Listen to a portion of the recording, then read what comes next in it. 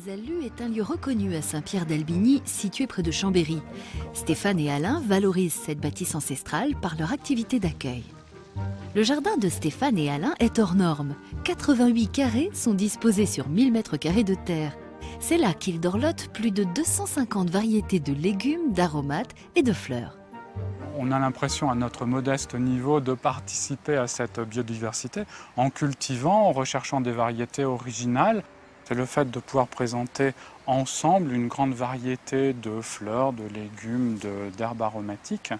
Et lorsqu'on sait les marier ensemble, c'est-à-dire associer ce qu'on appelle les plantes compagnes, on se rend compte qu'on n'a pas besoin de tous ces produits chimiques pour développer et faire pousser ces plantes ou ces légumes ensemble.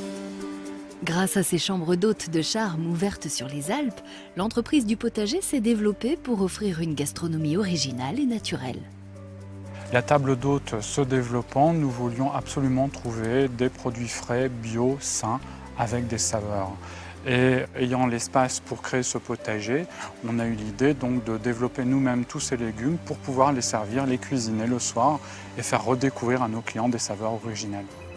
C'est le potager qui va décider du contenu de la table d'hôte. En fonction des produits qui seront mûrs, qui seront à point et qu'on peut cueillir à ce moment-là. Regardez là les légumes que j'ai cueillis pour le tian ce soir. On prépare un tian de légumes au thym avec donc différentes couches de légumes. Il y a des oignons, des tomates fraîches, des aubergines et des courgettes. Donc il n'y a pas plus frais et les saveurs seront vraiment exaltées dans cette cuisson au four. Voilà, donc j'ai mixé l'huile d'olive avec le thym, le romarin, l'ail. Et on va maintenant badigeonner doucement chaque rangée. On va maintenant mettre un peu de sel, poivre et au four. C'est prêt. Là, des pois de senteur,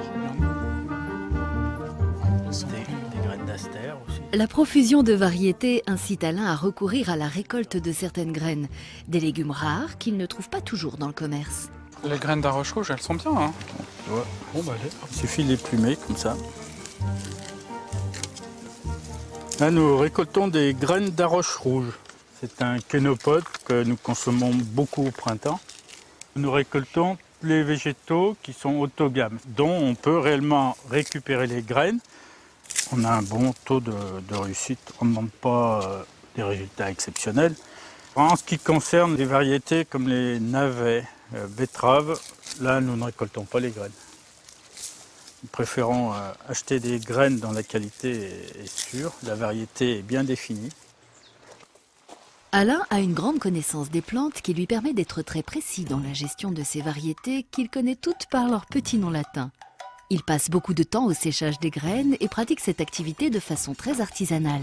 Il n'est pas avare de petites astuces. Le clou de girofle parfume un peu, est censé éloigner les souris qui n'aiment pas trop et les charançons qui sont friands des petites graines de végétaux. Maintenant, je saisis donc simplement le nom du végétal dans la liste et la date de récolte se met automatiquement aujourd'hui. Et c'est fait. Et d'enjeux sociaux qui ne font que s'accroître avec le temps, le regard que nous portons sur lui est forcément d'importance. La biodiversité n'a pas fini de nous interroger sur son sens, sur la compréhension de notre monde à travers la faune et la flore.